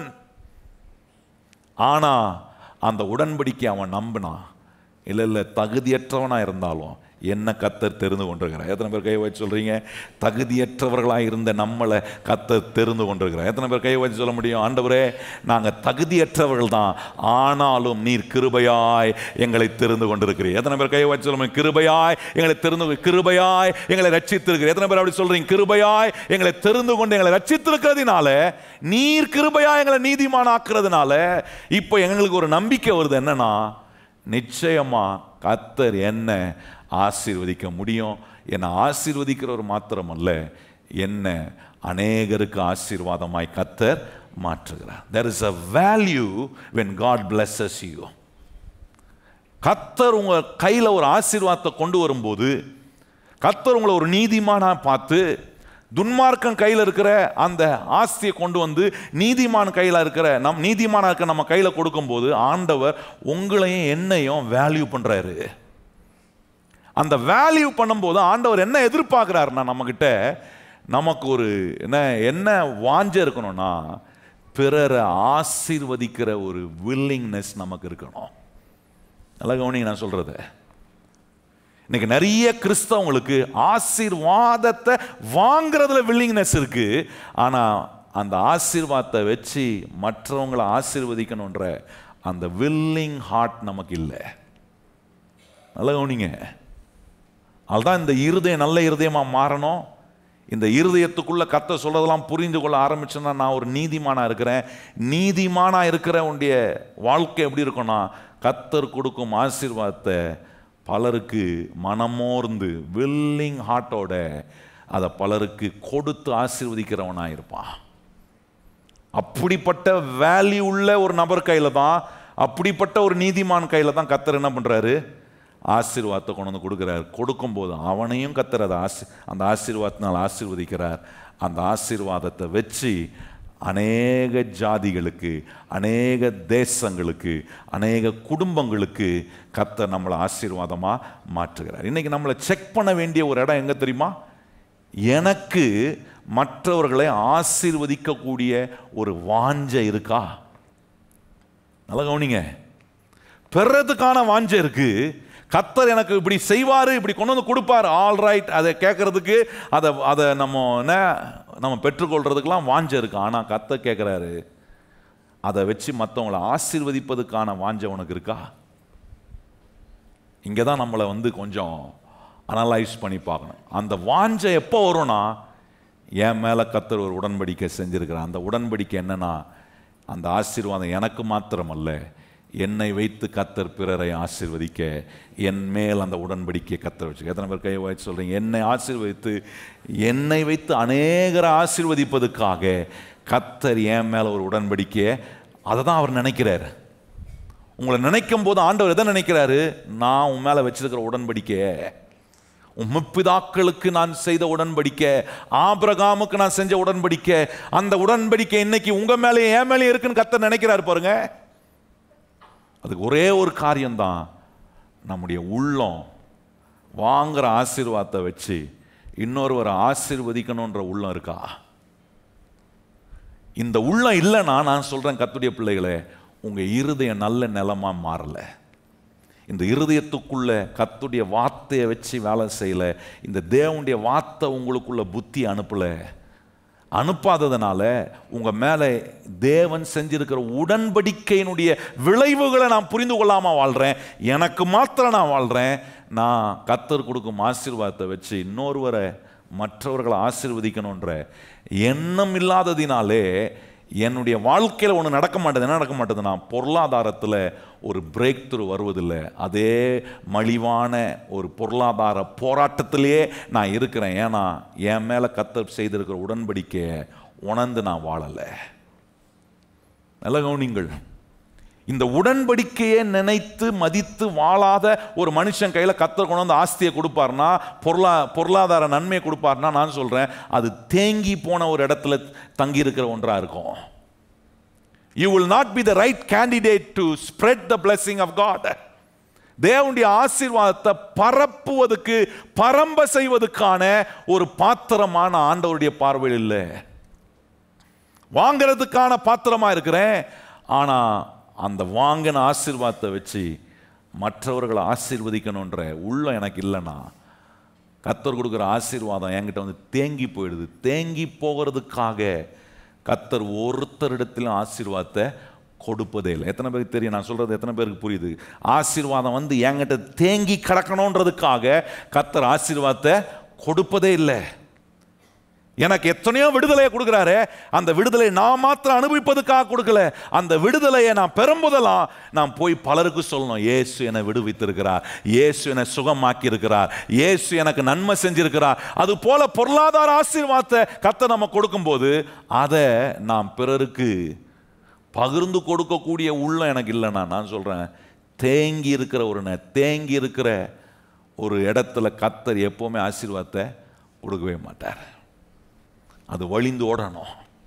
போன வாரம் சொன்ன பாருங்க, தண்ணி கழுவுறதுக்கு உபயோகமாகிறது போல கர்த்தர் நம்ம கையில் கொடுக்குற ஆசீர்வாதத்தெல்லாம் தேவ நோக்கத்துக்காக நம்முடைய வாழ்க்கையிலிருந்து வெளியே போகிற ஒரு சேனலாக கர்த்தர் நம்மளை மாற்றுவார்னா நான் சொல்கிறேன், கர்த்தர் அவர் சொன்ன உடன்படிக்கைக்கு உத்தரவாதமான ஒரு தேவனாக இருந்து நம்ம கையில் கொண்டு வந்து கர்த்தர் பொருளாதார ஆசீர்வாதத்தை குறையில்லாமல் நம்முடைய அளவின்படி அல்ல, அவர் நிர்ணயித்திருக்கிற அளவின்படி பொருளாதாரத்தை நம்ம கையில் கொடுப்பாரு. நல்லா கவனிக்கணும். நடந்த ஒரு நிஜ சம்பவத்தை நான் வாசித்தேன் பாருங்க, ஆச்சரியமா இருந்துச்சு. கொரோலாடோ என்கிற டென்வர், இந்த அமெரிக்கா தேசத்தில் ஒரு ஸ்டேட் இருக்கு பாருங்க. அங்கே ஒரு வயதான ஒரு அம்மா இருந்தாங்களாம். அந்த அம்மா என்ன செய்யுமா, எப்போவுமே அந்த கொக்கோ கோலா பாட்டில், அந்த காலத்தில் பாட்டில் தான் இருக்கும் பாருங்க, கொக்கோ கோலா பாட்டில், பெப்சி பாட்டில் குடிச்சு போட்டுருவாங்க பாருங்க. அந்த பாட்டிலை எடுத்துகிட்டு போய் நம்ம ஊரில் மட்டும் வைக்கல, அந்த ஊர்லேயும் இருக்கிறாங்க அப்படி ஆளுங்க. என்ன பண்ணியிருக்காங்க, அந்த பாட்டில், காலி பாட்டில், எம்டி பாட்டில், என்ன அது கண்ணாடியில் இருக்கும் பாருங்க, அந்த பாட்டில் எல்லாம் என்ன பண்ணுவாங்களாம், ஒவ்வொரு நாளும் அங்கங்கே ஜனங்க குடிச்சு வைக்கிறத பாட்டில் எடுத்துகிட்டு போய் அவங்க என்ன பண்ணுவாங்களாம், சேகரித்து வச்சு போய் அதை விற்கிற ஒரு இடத்துல கொடுத்து அவங்க அந்த பாட்டிலில் விற்று ஒவ்வொரு நாளும் வாங்கி காசு என்ன பண்ணுவாங்களாம், அவங்க தங்கின ஒரு சின்ன வீட்டுக்குள்ளே சேர்த்து வச்சுட்டே வந்தாங்களாம். ஒவ்வொரு நாளும் அதை செய்வாங்களாம். பல வருஷம் செஞ்சுருக்கிறாங்க பாருங்க. கடைசியில் ரொம்ப முடியாமல் சுகவீனமாகி அவர்கள் மரித்து போனார்களாம். மரித்து போனோன்னா கட்டில் படுத்து அப்படியே செத்து போயிட்டாங்க. கட்டில் படுத்துருக்கு செத்து போனவங்கள 2 நாள் கழித்து பார்த்துருக்குறாங்க. பார்த்துட்டு இது அந்த ஸ்டேட்டில் நியூஸ் பேப்பரில் வந்த சம்பவங்க, நடந்த நிஜ சம்பவத்தை சொல்கிறேன். அப்போ என்ன பண்ணாங்களா, அவங்கள போய் அவங்க மரித்து போனவங்கள அவங்களுக்கு உண்டான அடக்க காரியங்களை செய்வதுக்கு போன போது அவங்க படுத்திருந்த பெட்டு பக்கத்தில் ஒரு இடம் மாத்திரம் உப்பி இருந்துச்சான், நல்லா உப்பிட்டு இருந்துச்சான் பாருங்க. இப்போ இவங்களை மரித்தவங்களை தூக்கி அவங்களுக்கு செய்ய வேண்டிய காரியங்களை செய்ய நினச்சவங்க பண்ணிட்டு இருக்கும்போது எதுனா உப்பிட்டு இருக்கு இங்கே மாத்திரம் அப்படின்னு சொல்லிட்டு அந்த பெட்டை தூக்கி பார்த்தாங்களாம் பாருங்க. எத்தனையோ ஆயிரக்கணக்கான டாலர்ஸை உள்ள வச்சிருந்தாங்களாம். எத்தனையோ ஆயிரக்கணக்கான டாலர்ஸ், நீங்க சொல்றாங்க $100,000 இருந்துச்சுன்றாங்க. அப்படின்னா எத்தனையோ கோடி. நல்லா கவனிச்சு பாருங்க, இவ்வளவு பணம் அங்க வச்சிருந்து எல்லாம் இருந்து தானும் உபயோகப்படுத்தல, மற்றவருக்கும் உபயோகப்படுத்தாம அவங்க செத்ததனுடைய காரணத்தை அவங்க டெத் ரிப்போர்ட்ல போட்டிருக்கான். அது என்னன்னா, போதுமான ஊட்டு சத்து இல்லாததினாலே அவர்கள் செத்து போனார்களாம். எத்தனையோ டாலர் இருக்கு, அந்த டாலரை கொடுத்து ஒரு பால் பாக்கெட்டை வாங்கி நல்ல சாப்பாடை வாங்கி சாப்பிட்டு இன்னும் கொஞ்ச நாள் வாழ்ந்திருக்கலாம். அதை பலருக்கு கொடுத்து ஆசீர்வாதமா இருந்திருக்கலாம். அவங்களும் சாப்பிடல, மற்றவங்களும் கொடுக்கல. அது ஒன்றுக்கும் உபயோகம் இல்லாம போன ஒன்றா மாறிச்சு.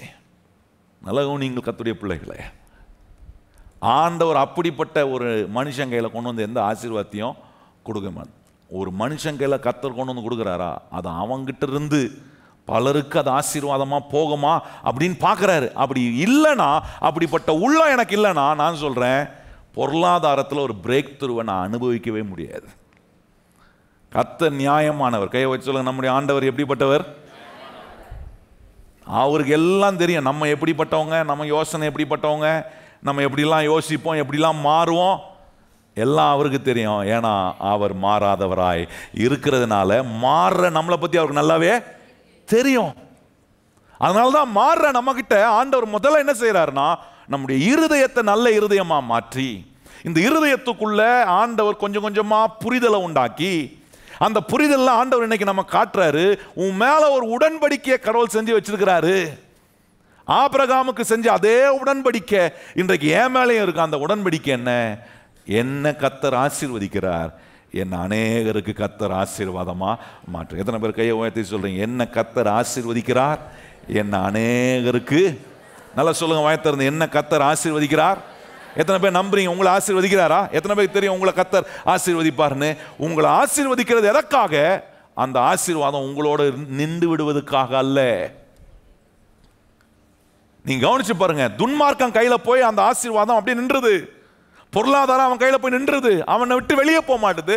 அதனால கர்த்தர் என்ன செய்ய வேண்டியதா இருக்குன்னா, அவன்கிட்ட இருக்கிற அந்த ஆஸ்தி எடுத்து நீதிமான் கையில கொடுக்க வேண்டியதா இருக்கு.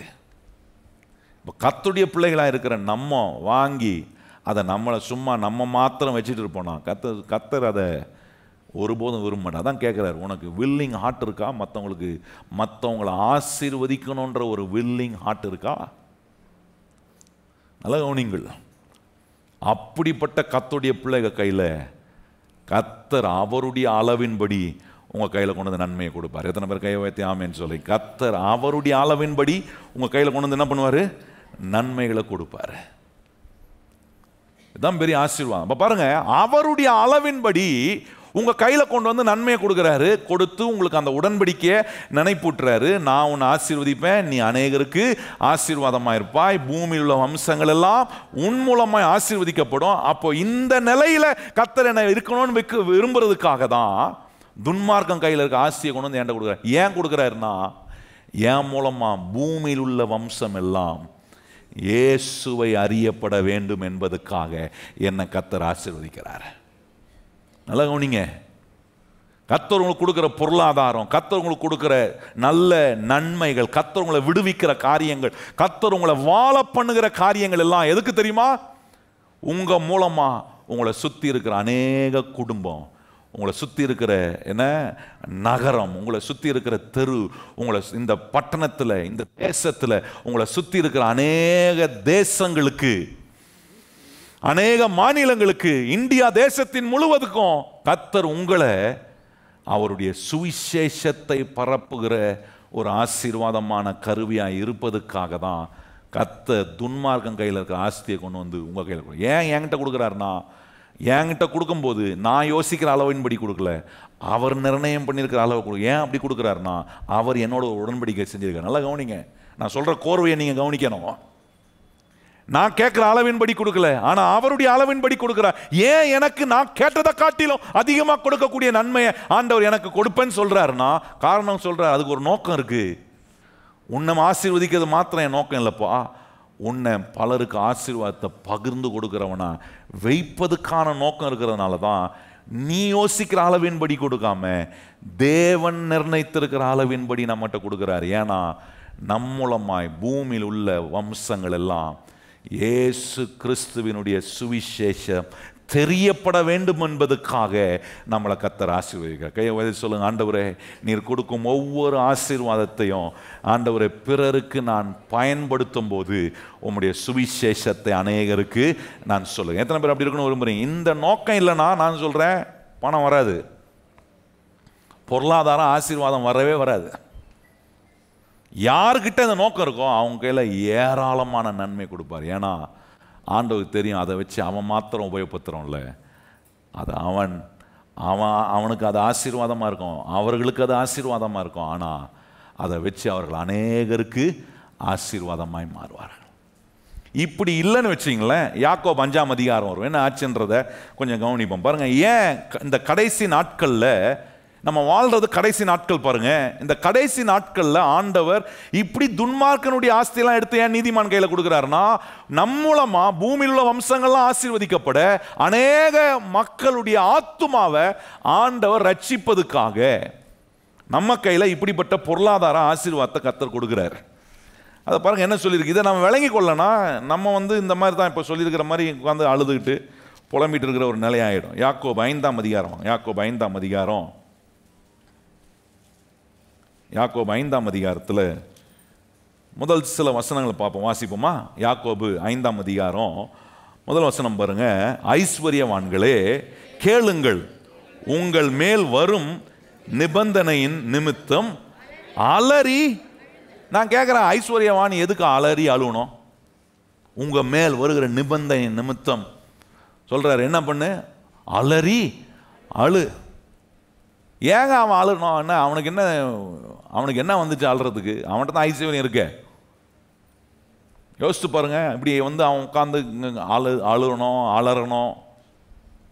எதனால அவன் அப்படி செய்யணும்? ஏன் அப்படி இருக்கும், அப்படி நடக்கும்னு சொல்றாரு? கொஞ்சம் யோசித்து பார்க்கணும். அதை அவன் என்ன ஏதாவது என்ன இப்போ பாருங்கள், ஐஸ்வர்யவான்னா இங்கே சொல்லியிருக்கிற ஐஸ்வர்யவானம் அதுனா துன்மார்க்கன். நீங்கள் தொடர்ந்து வாசித்தீங்கன்னா அது தெரியும். எப்படி வேலை செய்கிறவங்ககிட்ட இருந்து அவன் சம்பாத்தியம் வாங்கி அவனை அநியாயமாக ஏமாற்றி அப்படி சம்பாதிச்ச ஐஸ்வர்யவானம் குறித்து சொல்கிறாரு. அவன் துன்மார்க்கன். அவன் ஏன் அலறி அழுவணும்னா, அவன் வந்து பாருங்கள், நீங்கள் யோசிச்சு பாருங்கள், அவன் ஒன்றும் உட்காந்துட்டு குடும்பத்துக்காக உட்காந்து அழுதுட்டுலாம் இருக்க மாட்டான். சிலதெல்லாம் பாருங்கள் கல்யாணம் பண்ணுறாங்க, சில பெரிய பெரிய பணக்காரங்களாம் கல்யாணம் பண்ணுறான் பாருங்கள். சில துன்மார்க்கமாக வாழ்கிற மனுஷன்லாம் கல்யாணம் பண்ணுறான், நிறையா கையில் ஆஸ்தி சொத்தை வச்சுக்கிட்டு கல்யாணம் பண்ணுறான் பாருங்கள். கல்யாணம் பண்ணும்போதே ஒரு ஒப்பந்தம் பண்ணி தான் கல்யாணம் பண்ணுறான். தெரியுமா உங்களுக்கு என்ன ஒப்பந்தம்னா, நான் கல்யாணம் பண்ணுறவன் வந்து நல்ல கெதியாக இருக்கிறான்னா, கல்யாணம் பண்ண போகிற ஆள் வந்து என்ன, அது ஒரு ஆணோ பெண்ணோ அப்படி இருந்தால் அவங்ககிட்ட சொல்லிப்பாங்க, அது பாரு எனக்கு இவ்வளோ சொத்து இருக்குது, ஒருவேளை நீ என் கூட வாழ்ந்து உனக்கு எனக்கு வாழ்கிறது பிடிக்கலனா மியூச்சுவல் கன்சர்னில் நம்ம வந்து என்ன பண்ணணும், ஒருத்தர் அப்படியே விலகி போயிடணும். அப்படி விலகி போகும்போது என்கிட்ட ஒரு 100 கோடி ரூபாய் சொத்து இருக்குன்னா உனக்கு நான் 100 கோடியில் பாதிலாம் கொடுக்க மாட்டேன், 100 கோடியில் 1 கோடி வேணால் கொடுக்குற வாங்கிட்டு போயிடணும் அப்படின்னுவான். இப்படி தான் வாழ்கிறாங்க நிறைய. நீங்கள் கவனிச்சு பாருங்க, நிறைய கதைகள் உலகத்தில் நம்ம கேட்காத ஒன்றும் கதையை நான் சொல்லலை, இப்படி வாழ்கிற கதைகள் நிறைய கேட்குறோம். துன்மார்க்கமாக வாழ்கிறான். அவன் ஒன்றா வந்து என்ன, குடும்பம் பிரிஞ்சு போயிடுச்சு, கல்யாணம் பண்ண மனைவி போயிட்டா, கல்யாணம் பண்ண புருஷன் போயிட்டான், அவனை உட்காந்து அலறி ஒன்றும் அழலாம் செய்யலை. இன்ஃபேக்ட் போனால் அவனுக்கு ரொம்ப சந்தோஷம் தான், போயிட்டு போகிறாரு அப்படின்னு வாழ்கிற எத்தனையோ துன்மார்க்கமான மனுஷங்க இருக்கிறாங்க. குடும்பத்தில் அந்த க்ளோஸ் உறவோட வாழணும், அந்த உறவுக்கு முக்கியத்துவம் கொடுக்கணும் அப்படின்ற எண்ணத்தில் வாழ்கிற துன்மார்க்கம் கிடையாதுங்க. அவனும் நீதிமான் இல்லையே.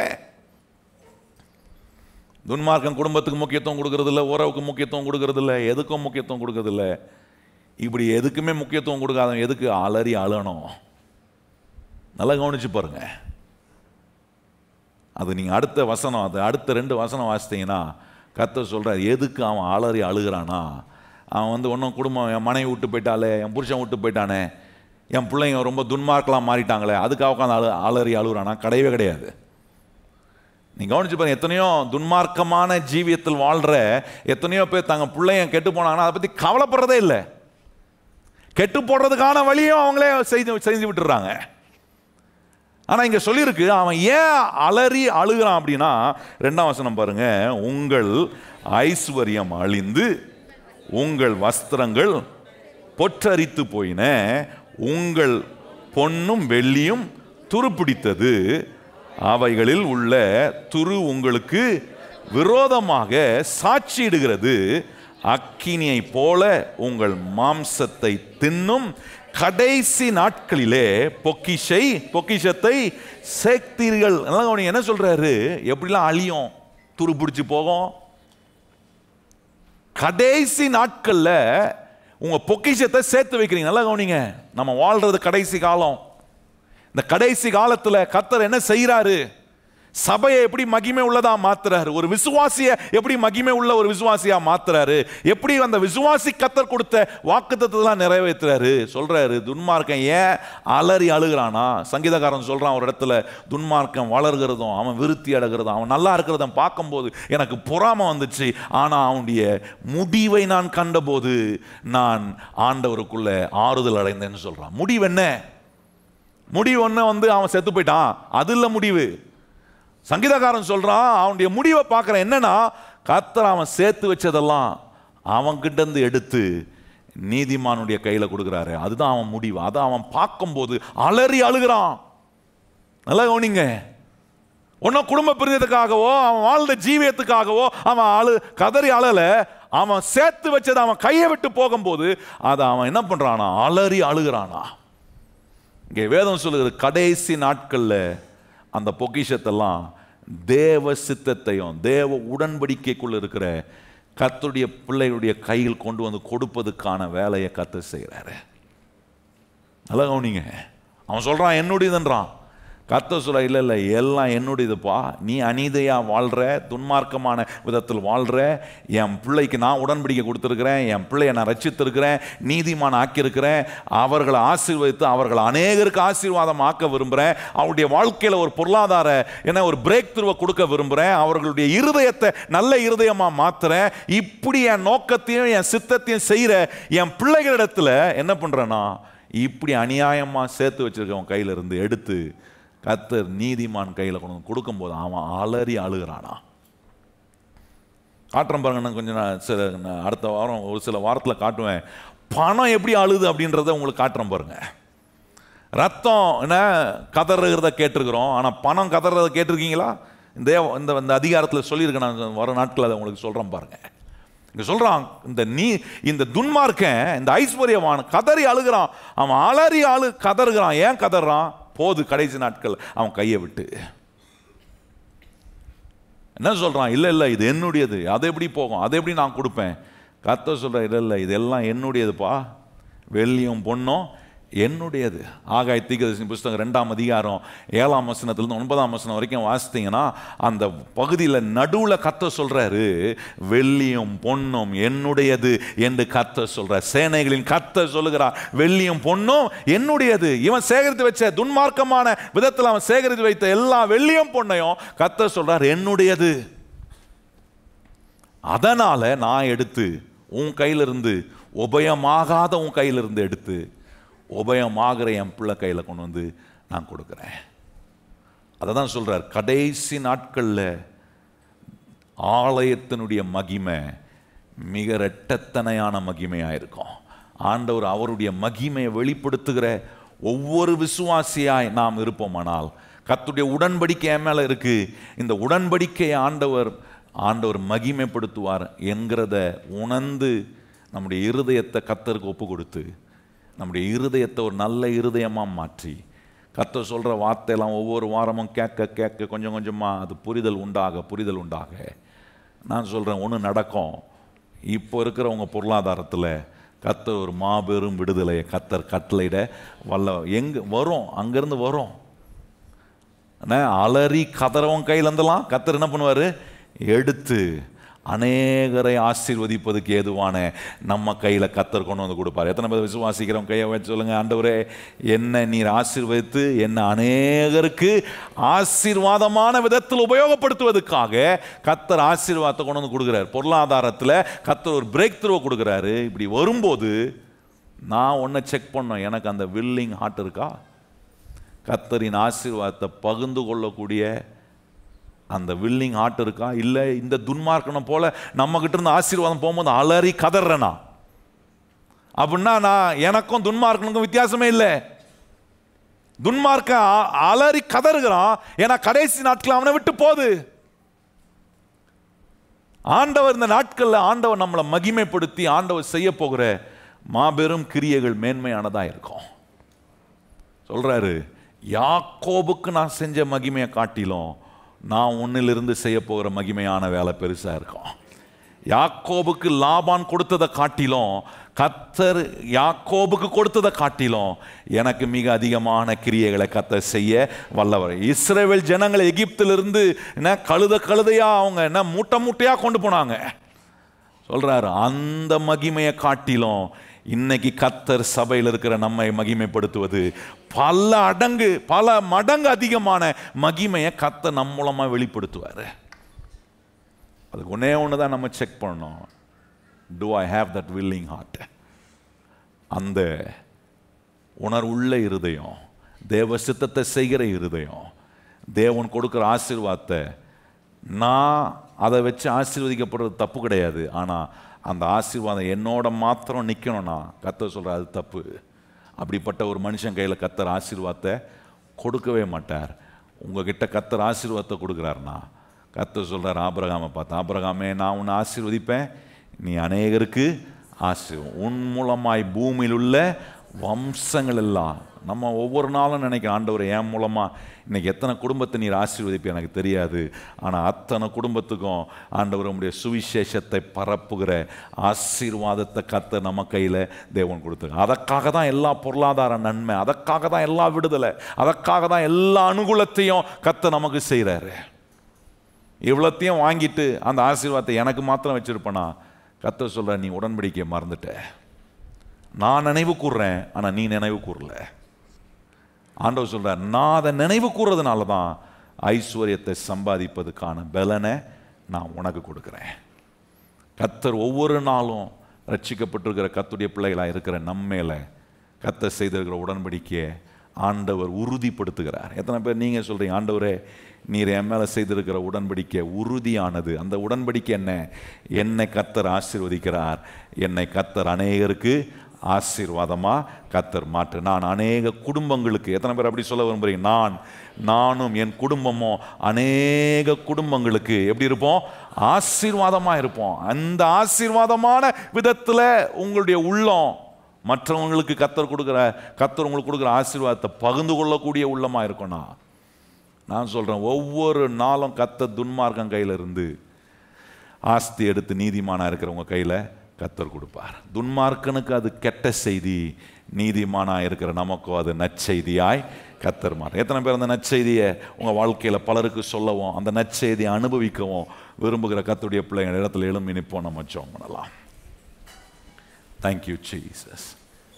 எங்கள் நல்ல ஆண்டவரே, இந்த அற்புதமான காலை நேரத்தில் எங்கள் மேலே நீ செஞ்சிருக்கிற உடன்படிக்கை, இதை ஆண்டவரே பாயிண்ட் அவுட் பண்ணுறதுக்கு தான் ஏன் எங்ககிட்ட கொண்டு வந்து துன்மார்க்கனுடைய ஆண்டவரே பாவினுடைய ஆஸ்தியை ஆண்டவரே கொண்டு வந்து நீதிமான் கையில் எங்கள் கையில் ஏன் கொடுக்கிறீர்?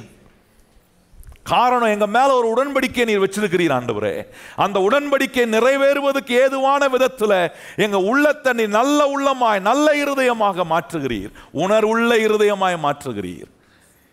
வாங்குற ஆண்டவரே, நீர் கொடுக்கிற ஆசீர்வாதத்தை என்னுடைய அளவில் மாத்திரம் நான் வைத்துக் கொள்ளாமல் நீர் கொடுக்க விரும்புகிற அளவில் நான் பெற்று அதை பலருக்கு ஆண்டவர் ஆசீர்வாதமாய் பகிர்ந்து கொடுக்க கூடிய விதங்களில் கர்த்தர் எங்களை நீர் வழி நடத்துகிறதுக்காக ஸ்தோத்திரம். இன்னைக்கு கேட்ட சத்தியங்கள் எல்லாம் எங்களுக்குள்ள ஆண்டவரே இன்னும் அதிகமான ஆண்டவரே விசுவாசத்தையும் நம்பிக்கையும் எங்களுக்குள்ள உண்டாக்குறதுக்காக ஸ்தோத்திரம். எங்களுடைய எல்லா பொருளாதார நிலையில கர்த்தர் ஒரு பெரிய மாற்றத்தை, ஒரு பெரிய முன்னேற்றத்தை நீர் கட்டளையிடுகிறதுக்காக உமக்கு ஸ்தோத்திரம். எத்தனை பேர் விரும்புகிற கர்த்தருடைய பிள்ளைகள் கரம் உயர்த்தி ஆண்டவரை பார்த்து சொல்லுங்க, ஆண்டவரே எங்க பொருளாதாரத்தில், எங்க தேவையில், எங்க குடும்பத்தில் நீர் ஆண்டவரே உம்முடைய நன்மை, உம்முடைய ஆசீர்வாதத்தையும் ஆண்டவரை பெருக பண்ணுகிறதுக்காக ஸ்தோத்திரம். இதெல்லாம் பெருகிறது காரணம் உம்முடைய உடன்படிக்கையை எங்க மேல நீர் உறுதிப்படுத்தி இருக்கிறீர் ஆண்டவரே. எங்கள் பரலோக பிதாவே, ஆண்டவராகிய இயேசு கிறிஸ்துவின் நாமத்தில் இன்னைக்கு இந்த இடத்திலிருந்து கேட்ட ஒவ்வொரு தேவனுடைய வார்த்தையும் பரிசுத்த ஆவியானவர் கேட்ட ஒவ்வொரு பிள்ளைகளுக்குள்ளையும் நீர் அதை ஒரு ஞாபகப்படுத்தி உம்முடைய பிள்ளைகளோடு நீ செய்திருக்கிற உடன்படிக்கையை உறுதிப்படுத்த ஒவ்வொரு நாளும் உம்முடைய பிள்ளைகளுக்கு பலனை கொடுக்கிறீர். அந்த பலன் குறைந்து போகாமல் ஆண்டவர் அந்த பலனை உபயோகப்படுத்தி அநேகருக்கு, அநேக குடும்பங்களுக்கு நாங்கள் ஆசீர்வாதமாக இருக்க உம்முடைய சுவிசேஷத்தை, உம்முடைய நற்செய்தியை நாங்கள் பலருக்கு சொல்ல நீர் கொடுக்கும் எல்லா ஆசீர்வாதத்தையும் உபயோகப்படுத்தி நாங்கள் பலருக்கு இயேசு நல்லவர் என்பதை நாங்கள் சொல்ல பறைசாட்ட எங்கள் வாழ்க்கையும் எங்கள் குடும்பத்தையும் எங்களுக்கு உண்டான எல்லாவற்றையும் நீர் அதுக்கென்றே உபயோகப்படுத்துவீராக. இந்த நல்ல சத்தியத்தை இந்த சபைக்குள் வைத்து எங்களுக்கு சொல்லிக் கொடுக்கிறதுக்காக ஸ்தோத்திரம் ஆண்டவரே. ஏன் ஆசீர்வதிக்கப்படணும், ஏன் கர்த்தர் கொடுக்கிற அளவில் எனக்கு அந்த ஆசீர்வாதம் எனக்கு வர வேண்டும், இதெல்லாம் எங்களுக்கு புரிய வைத்திருக்கிறீரே. இந்த புரிதலோடு நாங்கள் எங்கள் வாழ்க்கையை தொடர்ந்து நடத்த ஆவியானவர் எங்களுக்கு உதவி செய்யும். எல்லா கனம் மகிமை துதி உமக்கு தருகிறோம். உடைய பிள்ளைகளை தொடர்ந்து ஆசீர்வதியும். அவர்கள் செய்ய போகிற எல்லா கையின் கிரியையிலும் கர்த்தர் நீர் ஆண்டவரே துன்மார்க்கம் கையில் இருக்கிற ஆஸ்திகளை கொண்டு வந்து உம்முடைய பிள்ளைகள் கையில் கொடுப்பதை இந்த நாட்கள் அவர்கள் பெறட்டும், ஆண்டவர் அனுபவிக்கட்டும். அதை வைத்து அநேக குடும்பங்களுக்கு உம்முடைய பிள்ளைகள் ஆசீர்வாதமாக இருப்பார்களாக. திரு சபைக்கும் சமுதாயத்துக்கும் உம்முடைய பிள்ளைகளை தொடர்ந்து ஆசீர்வாதமாய் வைத்து நடத்தும். உம்முடைய பிள்ளைகள் படைக்க இருக்கிற காணிக்கை, தசம பாகம் எல்லாவற்றையும் ஏற்றுக்கொள்ளும். நிறைவான விதத்தில் உம்முடைய பிள்ளைகளை கனப்படுத்தி அருளும். நன்மையும் கிருபையும் எங்களை தொடர்ந்து பின்தொடரட்டும். எல்லா கன மகிமை உமக்கே தருகிறோம். ஏற்றுக்கொள்ளும் மகிமை அடை இயேசு கிறிஸ்துவின் அன்புள்ள நாமத்தில் வேண்டி ஜெபம் செய்கிறோம் எங்கள் நல்ல பிதாவே, ஆமென். இப்பொழுது நம்முடைய கர்த்தராகிய இயேசு கிறிஸ்துவினுடைய கிருபையும் பிதாவாகிய தேவனுடைய அன்பும் பரிசுத்த ஆவியானவருடைய அந்யோன்ய ஐக்கியமும் இன்றும் என்றும் சதா காலங்களும் நம் அனைவருடன் நிலைத்திருப்பதாக. ஆமென். எல்லாரும் என்று சொல்லுவோம், என் ஆத்துமாவே கர்த்தரை ஸ்தோத்திரி, என் முழு உள்ளமே பரிசுத்த நாமத்தை, என் ஆத்துமாவே கர்த்தரை ஸ்தோத்திரி. கர்த்தர் செய்த சகல உபகாரங்களையும் மறவாதே. ஆமென்.